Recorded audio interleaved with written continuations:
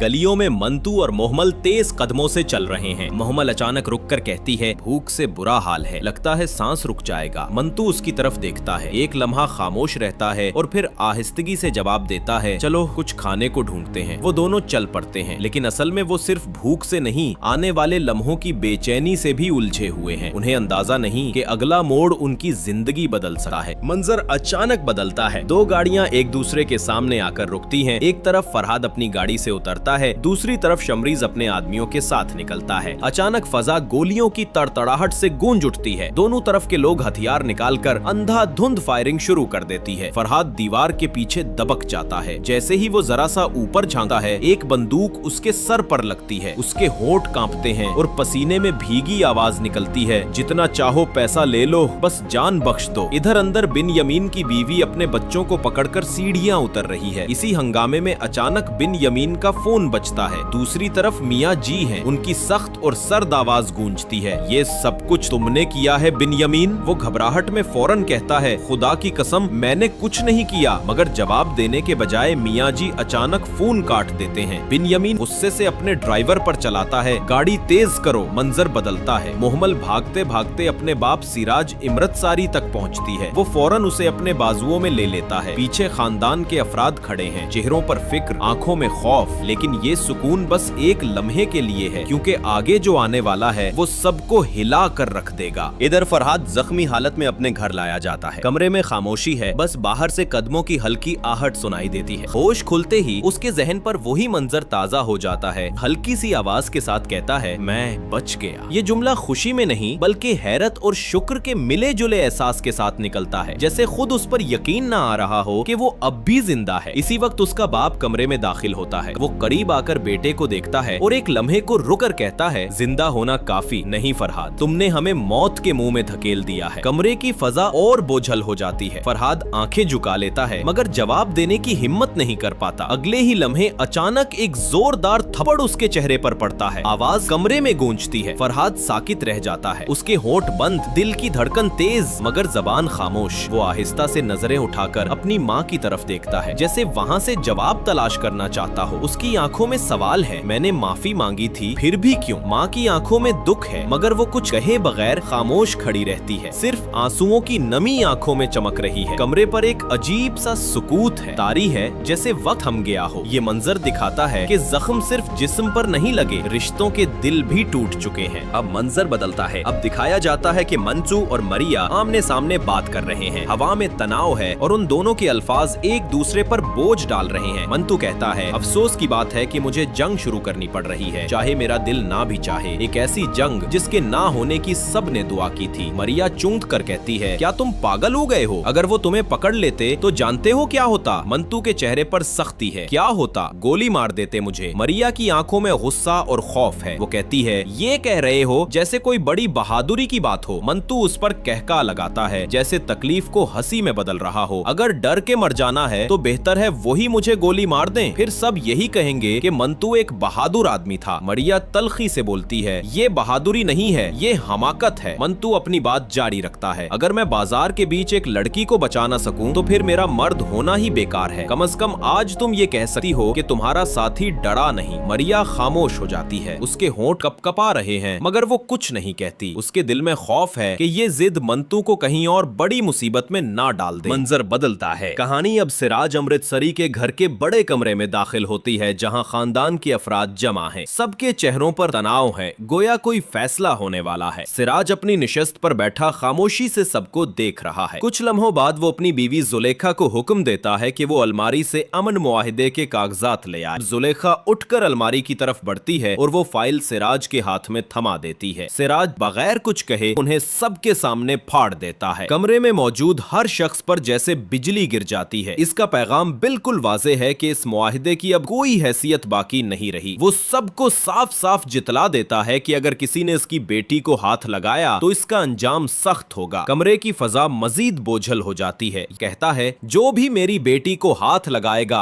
अंजाम भुगतेगा। कमरे में सन्नाटा छा जाता है। ये कहकर वो कमरा छोड़ देता है। इधर फाहद बिस्तर पर लेटा है, बार बार याद करता है कि कैसे दुश्मन ने बंदूक तान ली थी, मगर एक लम्हे में वो दूसरा शख्स मारा गया और वो बच निकला। फाहद का दिल धड़क रहा है जैसे अभी भी मौत सामने खड़ी हो। दूसरी तरफ मोहम्मल अपने कमरे में तन्हा है। खिदमत गुजार खाना रखने आती है मगर वो इनकार कर देती है। सरैया पास बैठती है, उसके माथे पर हाथ फेरती है। दोनों के बीच एक भारी खामोशी है। आखिरकार मोहम्मल आंखें मूंद लेती है और सो जाती है। इधर मांटो और मारिया कार में हैं। मांटो को लगता है एक ट्रक पीछा कर रहा है। रफ्तार कम करता है मगर वो ट्रक आगे निकल जाता है। मारिया हंस देती है, कहती है वहम है। मंजर बदलता है। एक प्रोफेसर के दफ्तर में मांटो और मारिया उससे मिलने आए हैं। प्रोफेसर संजीदा बात करता है लेकिन मांटो का सब्र जवाब दे जाता है और वो वहां से उठ जाता है। इस दौरान फाहद एक कमरे में कैद है। सिराज अंदर आता है और उसे जोरदार थप्पड़ मारता है। बाहर खड़ा बिन्यामिन सब सुनता है मगर कुछ कर नहीं पाता। बाग में जब फाहद और बिन्यामिन गाड़ी में होते हैं, बिन्यामिन पूछता है सिराज ने क्या कहा। फाहद खामोश रहता है, नजरें झुकाए हुए। मंजर कट होता है सरैया और मोहम्मल की मां पर। वो दवा के बारे में बात कर रही हैं। सरैया की आंखों में नमी है मगर वो कुछ कहे बगैर कमरा छोड़ देती है। आखिरी मंजर में मोहम्मल अपने दोस्त के साथ कार में बैठती है। वो अपना तारुफ करवाता है, कहता है मैं सिराज का बेटा हूँ। मोहम्मल का दिल दहल जाता है। वो हैरत से मुड़ती है और उसकी आंखों में सवाल जम जाते हैं। एपिसोड खत्म होता है लेकिन कहानी अभी खत्म नहीं हुई। सब्सक्राइब करना और नोटिफिकेशन ऑन करना मत भूलिएगा ताकि आप इस तरह की और वीडियोस देख सकें। देखने के लिए शुक्रिया।